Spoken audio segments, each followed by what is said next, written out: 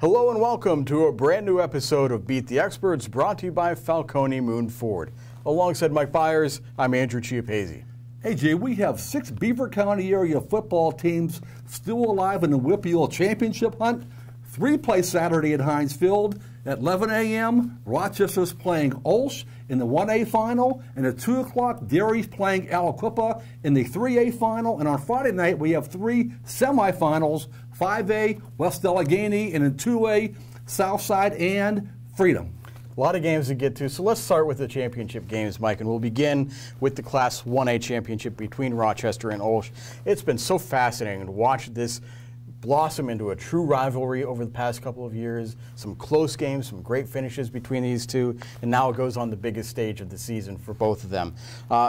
There are contrasts in styles, too. Rochester runs the football with Noah Whiteleather and Darius Gooseby. OLSH passes the football a ton with Tyler Bradley and his stable of wide receivers. It's going to be great to watch. I think it's a coin flip game. Either one of these would be a worthy champion. And earlier this year, I picked Rochester to beat OLSH. OLSH won that game, and afterwards Tyler Bradley came up to me and gave me a good ribbing for picking against them. Well, they're going to have a chance to maybe get at me again on Saturday because I'm picking Rochester again to win this game. I just think that in the possibility that there may be bad weather on Saturday, Rochester's built to maybe run the football, control the game in the slop, and I think that's why Rochester's going to win the game. AJ, first of all, this is a great football game, and it is a good rivalry now. I want to say, first of all, that Rochester is back in the WPIAL final for the first time in a few years.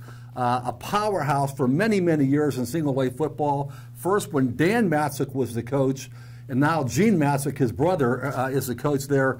They've both won multiple WPIAL titles and state championships. It's good to see those guys back. I will say this here. It's going to be the first game of the day at Heinz Field. And Heinz Field usually it's going to hold up pretty well despite the weather. It's going to come down to whether or not OLSH can stop Rochester's run. If I'm not mistaken, Rochester had a running back, or sometimes 2, rush for 100 yards in every game except one this year. That was against OLSH. You were there that night. OLSH is not allowed a running back to rush for 100 yards in the game this year. So it's going to come down to, can OLSH's defense stop Rochester's running games? I think OLSH is going to score some points in this football game. I like OLSH in this football game. Well, it should be a fascinating game to watch. And for the 11th straight year, we'll have Aliquippa to watch in the WPIAL Championship game as they will take on Derry. You know, this has been an incredible streak for the Quips. But the last couple of years, Heinz Field, which is basically their second home, hasn't really felt like home for them. They've lost 4 of the last 5 trips to Heinz Field, including 2016 to Beaver Falls and Quaker Valley last year. I think that's going to change on Saturday. Derry is a good football team. It's awesome to see a program that has not had a lot of success finally get back to the WPIAL Championship game for the first time since 1945.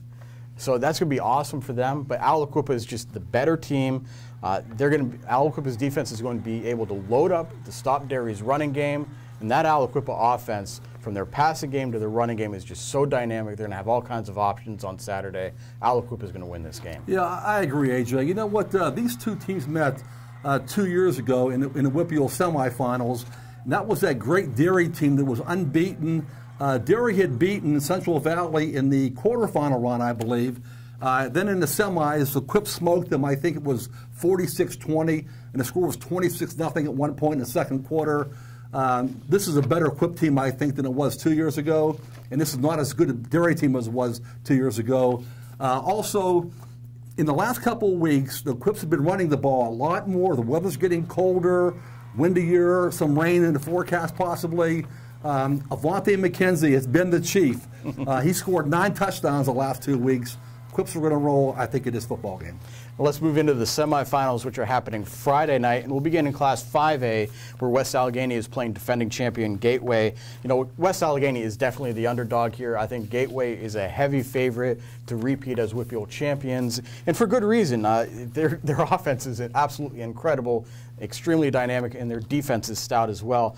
I'm a big fan of data and analytics, and all of the numbers say that Gateway is going to win this game, but there's just something in the back of my brain about West Allegheny. I saw them pull out a game Friday night at North Hills against Woodland Hills that they had no business winning in the final minutes. And West Allegheny still found a way. They've won 3 one-point games this year. Somehow, some way, that's going to happen again Friday night. West Allegheny is going to come up with a stunner. The Indians are going to go to the championship game. AJ, I like the way you're thinking. It would be great to see Coach Bobby Palco make it to the WPIAL final. He is the all-time winningest coach as far as WPIAL championships. He has 8. But you said that West Allegheny has won 3 close games this year. Gateway has not even been in a close game this year. I believe their closest wins this year were 20-point victories. They have a great defense, like you said. They can score points. Unfortunately, I think that Mr. Bob Palco is going to coach his last game. Great run for Coach Palco, but I think this Gateway is going to win this football game. In Class 2A, Freedom will be playing Steel Valley Friday night at Montour in the semifinal. Bulldogs have never made it to a WPIAL championship game. The Bulldogs will have a chance to do that against Steel Valley. They're just 1 win away. Steel Valley has a tremendous running game. 2 1,000-yard rushers in Cam Williams and Todd Hill. But you know what? Freedom does very well against the run. They have a stout defense that's done excellent against strong running teams in the past. And they have their own balanced offense that can really manage the time of possession very well, with Jake Pale, Cody Ross, and Zach Rosa all having strong running games the past couple of weeks. I think Freedom has what it takes to win this game. Steel Valley is the favorite. They've been there. They've done this before. But I think Freedom is playing with the kind of passion that we saw in Quaker Valley last year. And that's why I think Freedom's going to win this game. They're going to find a way to slow down Steel Valley just enough to win this game. AJ, if Freedom wins this game, it's going to be a major upset. I believe it's going to happen. I don't know why I'm picking Freedom because, as you said, all the analytics say that Steel Valley is going to win this football game. You know, Steel Valley in the last 4 years is 51-5. They were the state champs 2 years ago, 15-0. Great program here, but I've covered a few games at Freedom this year. I know some of their guys pretty well on the coaching staff on a football team. It's just been a great story, and obviously, you know, they dealt with a coaching change late in the season for the 2nd year in a row. I like their chemistry. It's going to be hard for Freedom to win this football game, but if they can keep it close early, they have a chance to win a close one at the end. I like Freedom also. Finally, Southside takes on Charleroi in the other Class 2A semifinal Friday night. Now, Southside knocked off previously unbeaten Shadyside Academy last week. Shadyside was the top seed, but of course, Shadyside lost their quarterback the week before, so that was a completely different game. Southside still took it to Shadyside. I mean, it was an impressive win for the Rams. They built a 20-0 halftime lead. Fullback Jake Botkin was strong again.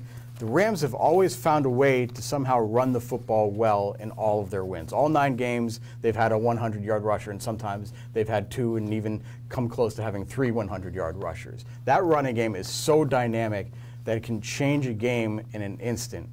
I just don't know that it's going to happen against Charleroi on Friday night. And that's because Charleroi's offense is very dynamic. A 1,000-yard passer, 1,000-yard rusher, 2 great receivers. I don't think that the Rams' defense has enough to slow down Charleroi, even if Southside has a good game running the football. Yeah, AJ, Southside has been a great story this year. They are a number 8 seed, still alive in the playoffs. I will say this, though. Honestly, they were a bit lucky last week because when they beat Shadyside, they did beat them handily, but Shadyside's quarterback, Sky Moore, was out with an ankle injury. If I'm not mistaken, he is the first quarterback in WPIAL history to rush for 1,000 yards and pass for 1,000 yards in back-to-back years. This week, Charleroi's quarterback is Gino Pellegrino, 11th in the WPIAL passing. He is not hurt. He will play. Unfortunately, I think Southside's season comes to an end this week. Well, that does it for this week's episode of Beat the Experts. You can keep track of all of these games on timesonline.com. And join us at noon Wednesday and Thursday for the next edition of Game On. So, for Mike Bires, I'm Andrew Chiappazzi. That does it for now. We'll see you again soon.